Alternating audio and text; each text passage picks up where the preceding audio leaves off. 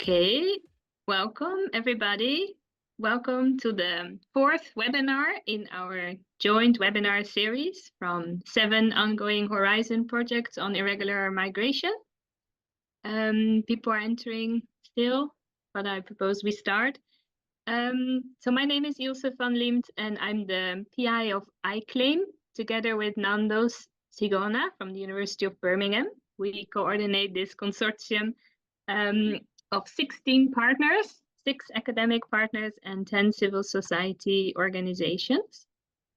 iClaim stands for Improving the Living and Labor Conditions of Irregularized Migrants and Their Households in Europe. And irregularized is a concept that we will hear more often during this webinar. It's actually one of the key concepts in our project. So it's important that I wanted to point out that we see irregular migration as a process in which migrants become irregular. So we don't see it as a static condition, but as something that is dynamic. It can change over time, and it's context dependent, and it's produced. So hence the title of this webinar, The Politics of Irregularity. We also have households in the title, which is also a very important concept in our project, because we're interested to not only look at the implications of what it's like being an irregular migrant or doing irregular work for an individual person, but we also are really interested to see what it means for the wider household, taking into account intersectional vulnerabilities as well.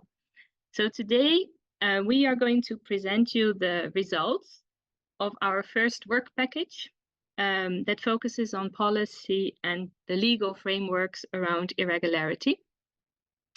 So we have 6 countries that are part of our project: Finland, the Netherlands, Germany, UK, Italy.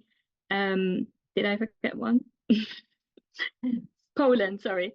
And we've looked at the last 20 years of policy making in these countries, as well as at the EU level. So we want to understand how irregularity is produced and understood over time, and therefore we want to discuss with you the politics of irregularity today. And this first work packages in our consortium is coordinated by Lena Nare and Sabrina Marchetti from the University of Helsinki and the University of Venice. So they are the coordinators of this first work package, and they will present the findings of our first reports to you, so the key findings. And they are joined by postdoctoral researchers Paola Mirikoski and Letizia Palumbo. So I'm really looking forward to hear the first results from our first work package. Thanks. Thank you, Ilse. So as Ilse already explained here, we present some, I would say, preliminary results as our final report isn't out yet, but nevertheless from our iClaim work package 3 on the production of irregularity through laws and policies in our partner countries as well as at the EU level. And we also look at some of the consequences of these policies for migrants and their families. We've collected the following datasets for this work package. We've conducted expert interviews with specialists in the field, 6 to 14 in each country. These include government officials from relevant ministries, state institutions, lawyers, specialists from NGOs, representatives of trade unions, cities, and municipalities. We've also collected and analyzed documentary data, legal text, policy reports, government programs, research-based reports. Next slide. So next slide, thanks. So how do we define irregularity in iClaim? Ilse already mentioned. I will just follow up on her discussion. We understand irregularity as a situation which is characterized by the lack of valid residence permit, right to remain or work in the country of residence, and or lack of recognized documentation We also include in our approach to irregularity migrants whose residence status is precarious and/or temporary, so those who are at risk of falling into irregularity. So here we differ from official statistics, for instance. And this also means that irregularity can be a concern to intra-EU migrants who, for instance, have not been able to register the residence in countries where registration is required. Moreover, as Ilse also mentioned, we understand irregularity not as a quality of an individual or a group. It's a situation into which people end up through various routes, a situation produced by immigration, asylum, welfare and labor policies, legislations, and practices. Next slide. But we are also interested in the discursive construction of irregularity. We analyze how irregularity is also produced in state institutions, their daily practices and discourses, narratives, how these narratives are upheld in the media, in the political sphere, and through various societal narratives. And this is something we'll explore in more detail in work package 4. We argue that narratives matter, how irregularity is discursively constructed, how it is defined, who are understood as belonging to the category of irregular migrant relates to the management of irregularity, but it also has very concrete effects on individual lives. So in I Claim, the proposition is to approach irregularity as an assemblage, and this notion of irregularity assemblage seeks to grasp the different dimensions of the phenomenon, how irregularity is produced by laws, policies, practices, but also narratives, as well as, of course, broader labor market and welfare regimes and practices. And I now give the floor or the screen to Paula, who will continue on presenting various paths into irregularity. Thank you, Lena. So in our analysis, we've identified several paths how people end up in an irregular situation. So having one's asylum application or another kind of residence permit application rejected are common routes into irregularity. And so is also lacking recognized travel or identification documents.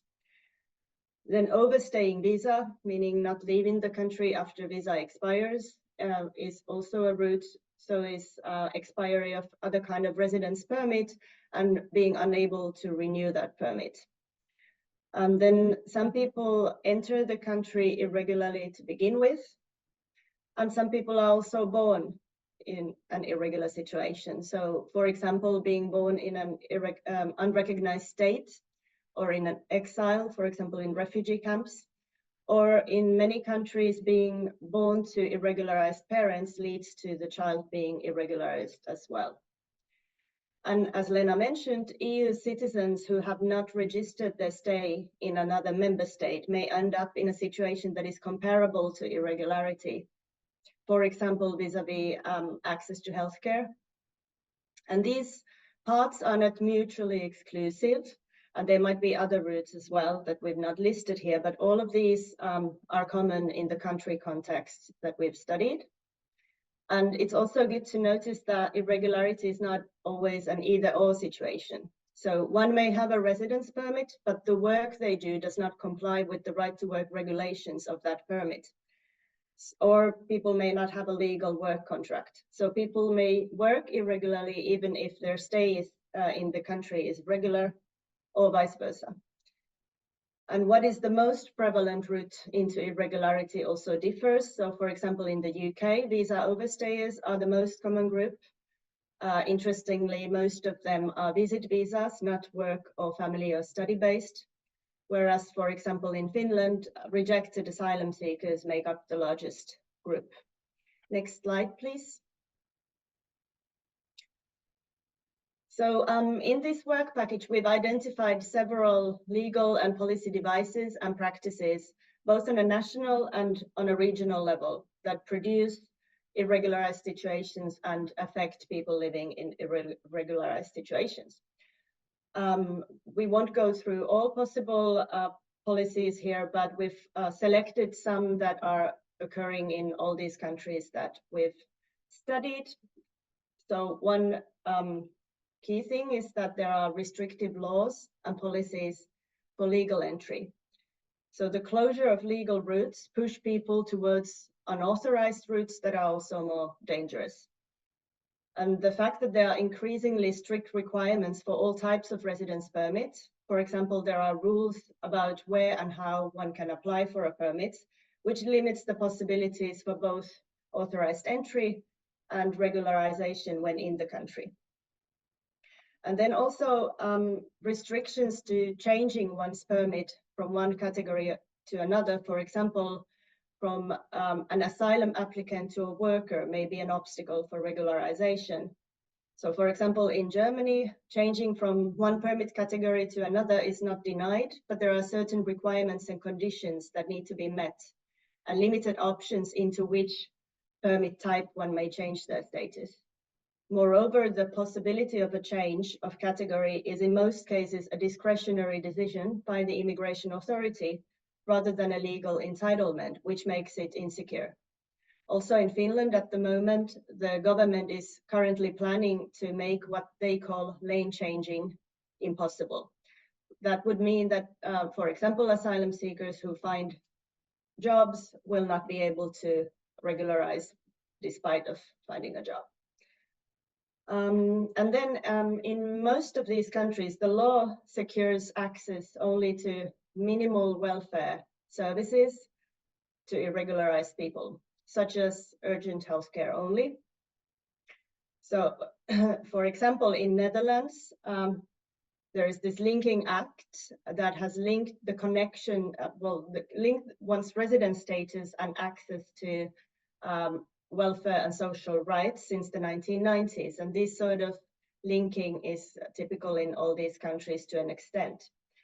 So in Netherlands, besides welfare services, this means exclusion in almost all aspects of social life that did not used to be dependent on one's migration status.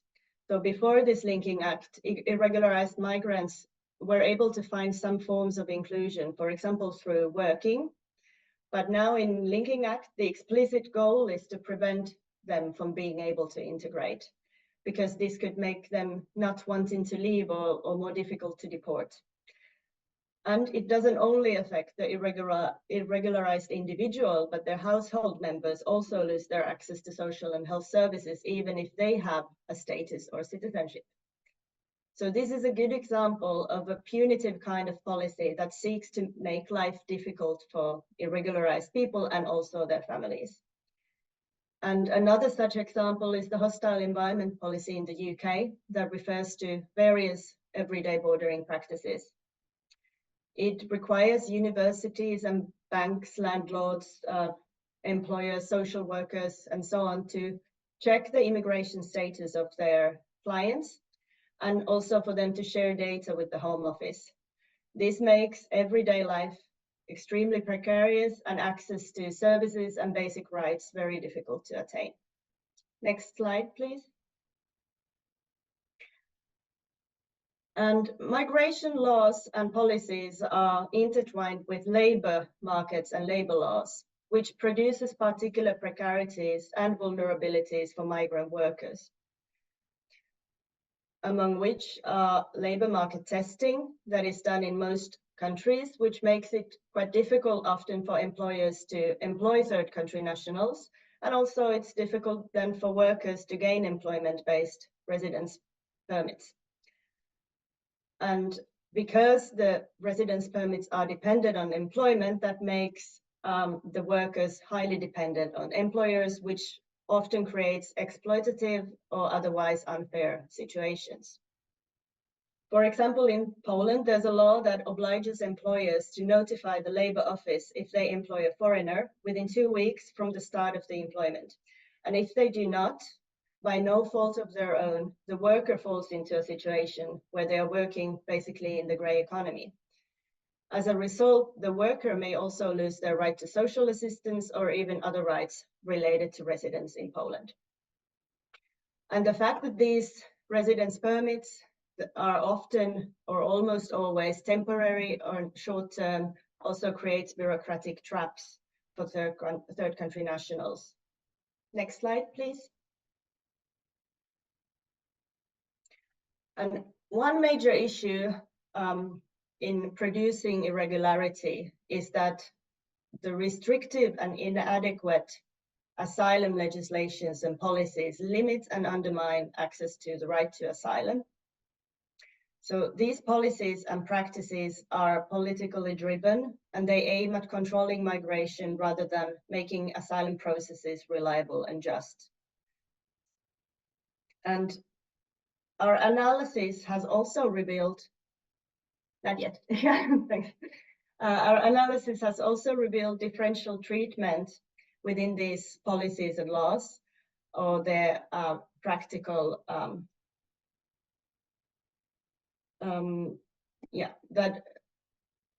that target certain racialized minorities and certain groups.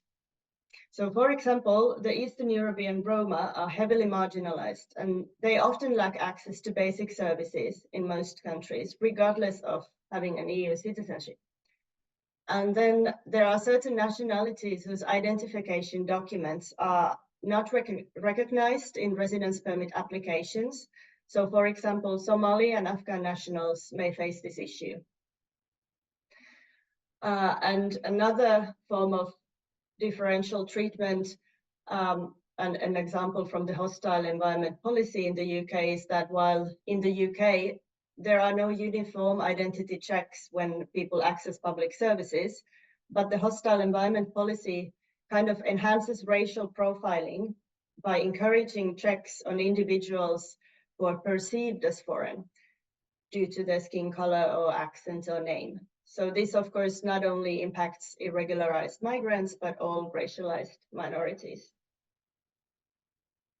And while many of these policies are national, there are also regional differences in provision of welfare services, and certain cities or municipalities may choose to offer more than the national minimum. So, for example, some municipalities in Italy, such as Naples and Palermo, have challenged the national policy of restricting asylum seekers' access to civil registration, which affects persons' ability to access health services or, for example, opening a bank account. And also in Finland, the capital city Helsinki has for several years now offered wider health services to irregularized people than the minimum that is dictated by the law. But this also constitutes kind of de facto differential treatment based on the area of residence for the people. Next slide, please. So all these policies, they often create these what are called limbo situations,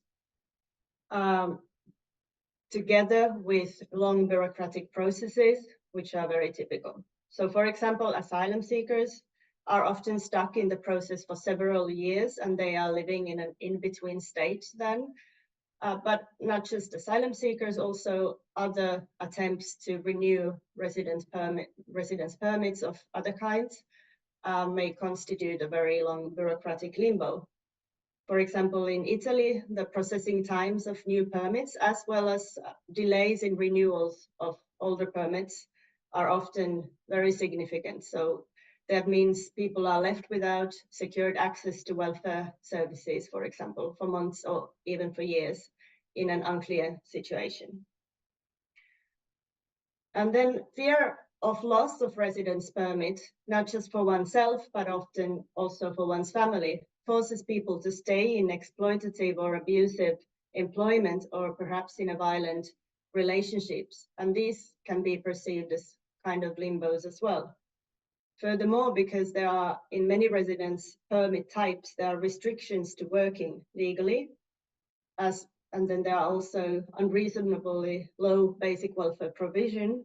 So this turns individuals into easily exploitable labor force because they still need to work to make their ends meet. Also, those who don't have any right to work legally need to work to make their ends meet. And then rejected asylum seekers who cannot be deported because their country of origin does not receive deportees or because they lack travel documents, are often stuck in a limbo with minimal rights and no real way to regularize. Tolerated status, such as Duldung in Germany, is also a limbo situation, because while tolerated individuals do have access to some basic services, such as basic healthcare and accommodation and food, there are at the same time several limitations to rights and living and working conditions, and also the obligation to leave the country remains in place. And next, our Italian team will continue on the routes out of irregularity and the challenges related to that. Thank you.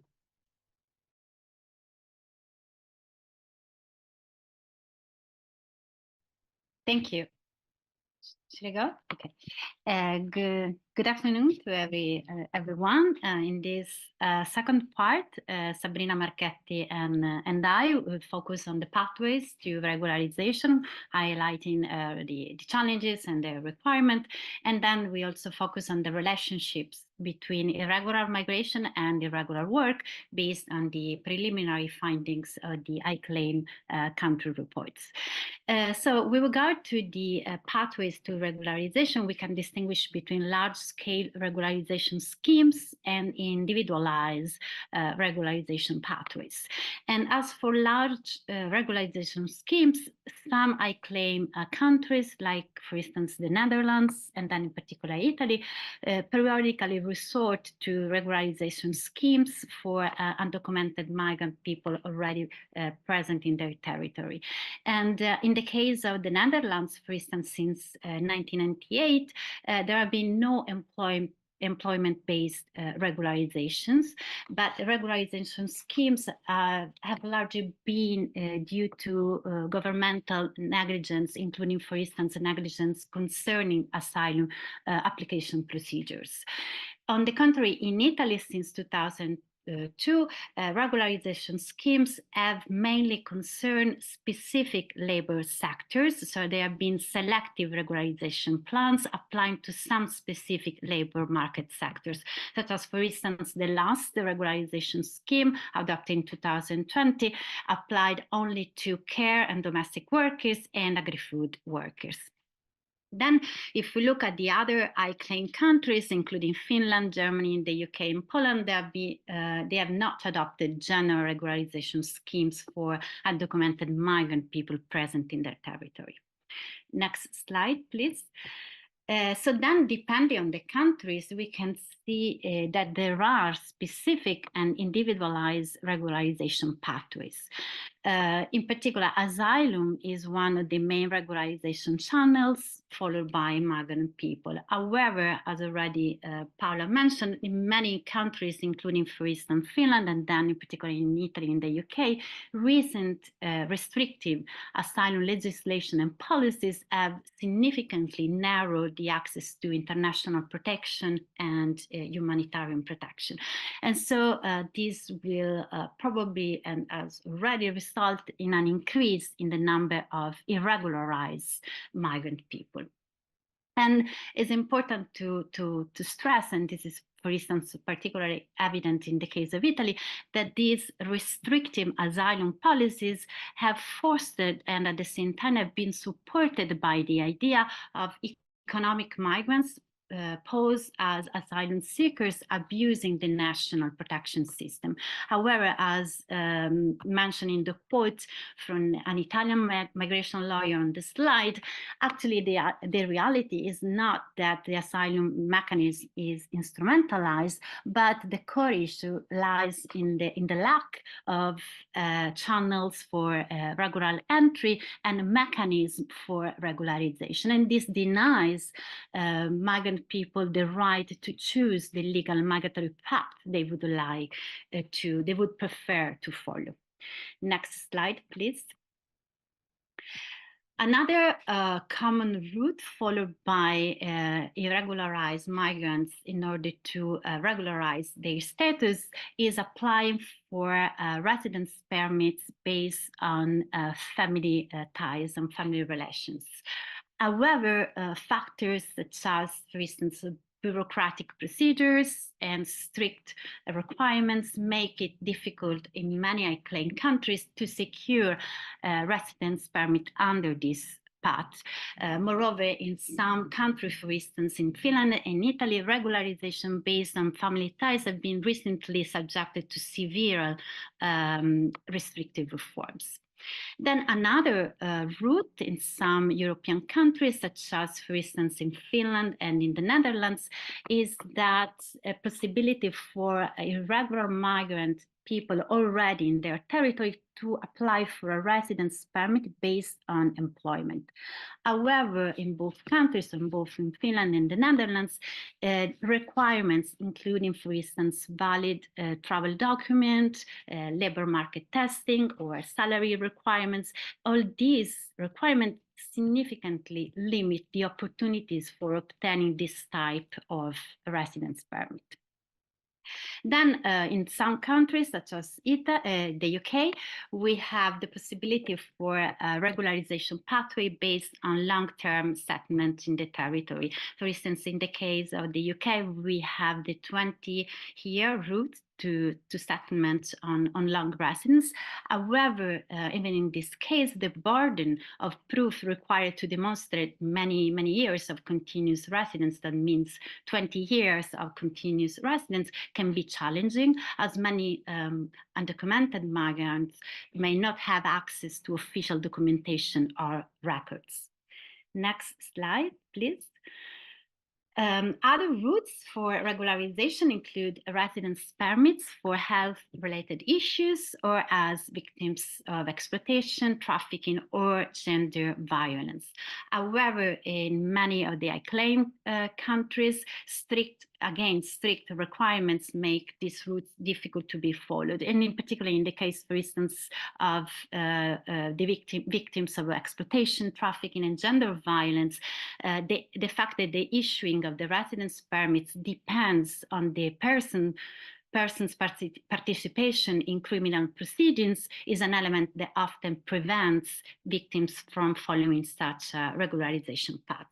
And then we also have to consider that, of course, depending on the different countries, but in most of the ICLAIM countries, these types of residence permits are often temporary in nature, and in some cases, they do not allow a person to work and cannot be converted in another type of residence permit.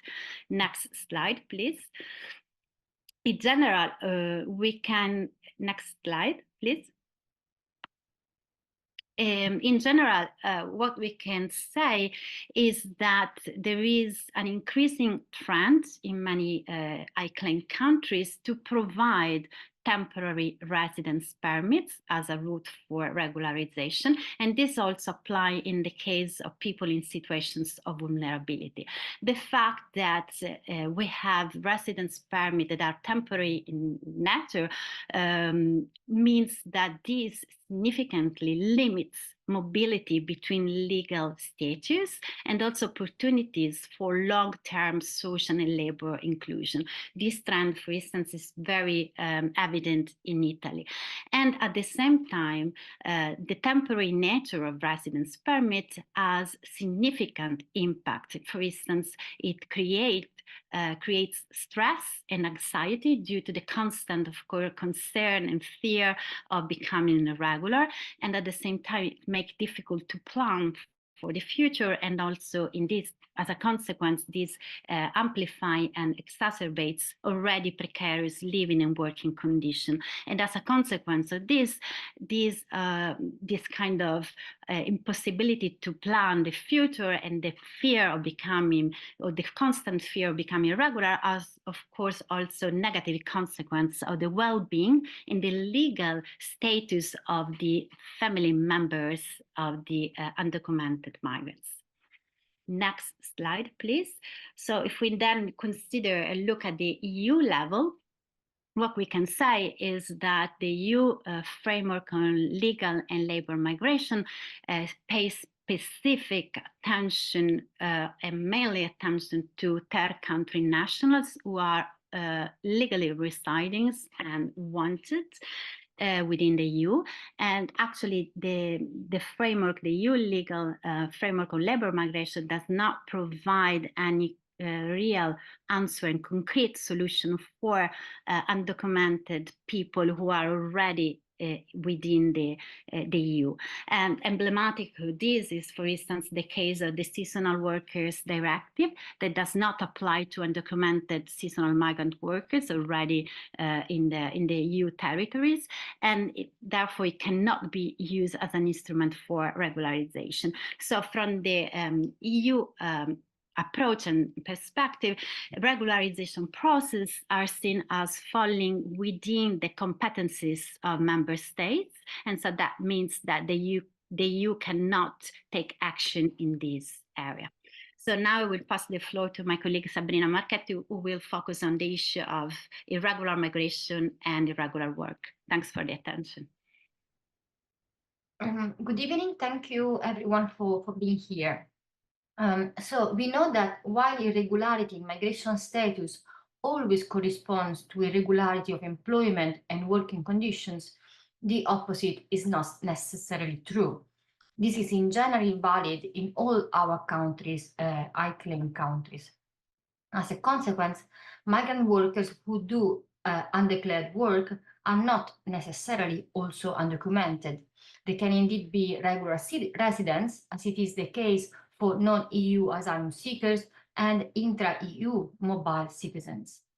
This is in line with the definition by the European Labour Authority of undeclared work as any paid activities that are lawful as regards their nature, but not declared to public authorities, taking into account differences in the regulatory systems of the member states. So, undeclared or irregular work is not tied to the nationality or to the legal status of the workers. And here you have some lines from an interview we hold with the EU stakeholder. Next slide, please.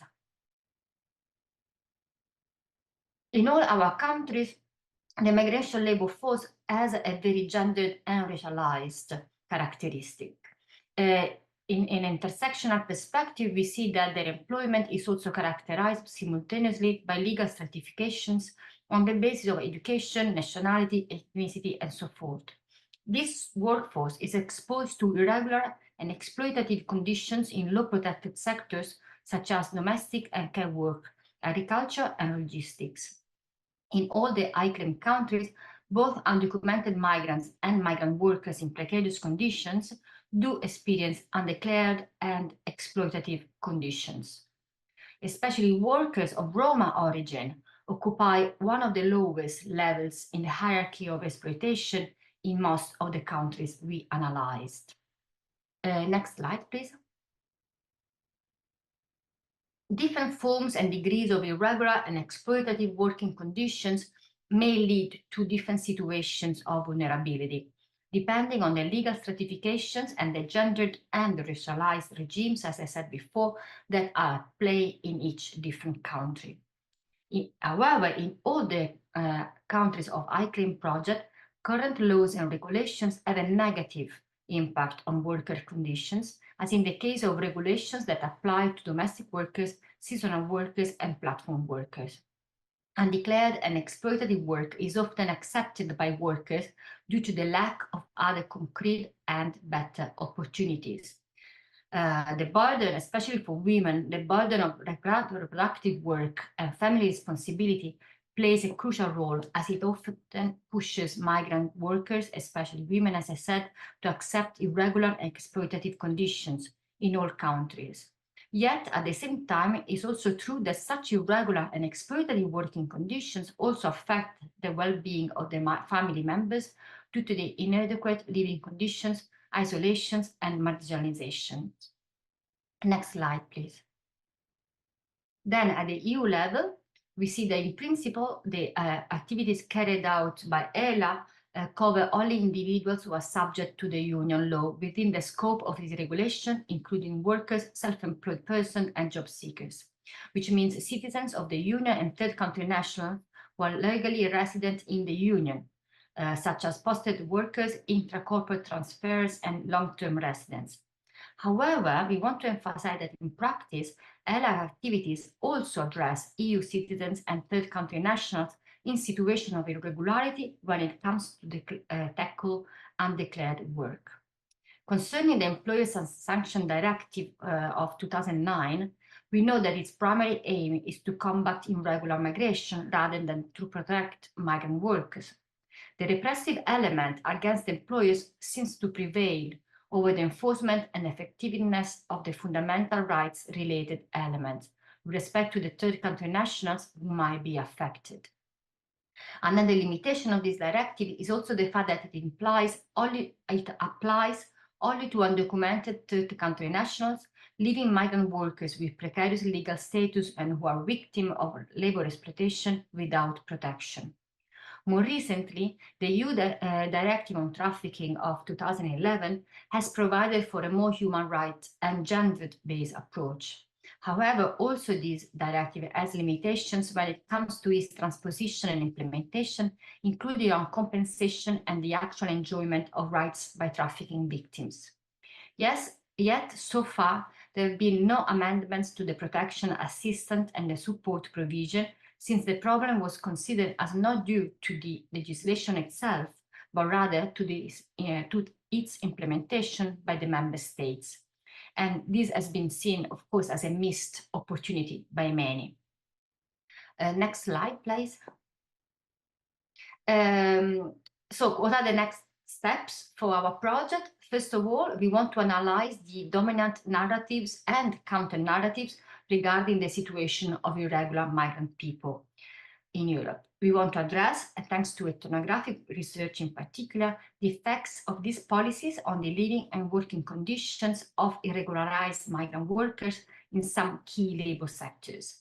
And finally, we want to identify relevant actions and practices to support the rights of irregularized migrant workers, including interventions by the side of institutions and civil society. Next slide. I don't know if... I don't think that's... The next appointment, yes. Thank you very much. Thank you all for presenting, Lena, Paola, Letizia, and Sabrina. So thank you for offering like first snapshots into the findings of our report. Maybe it's good to mention that these national reports will be published the end of April on our website, but there will also be a comparative report. So already during the presentation today, there were some hints made in terms of similarities and differences.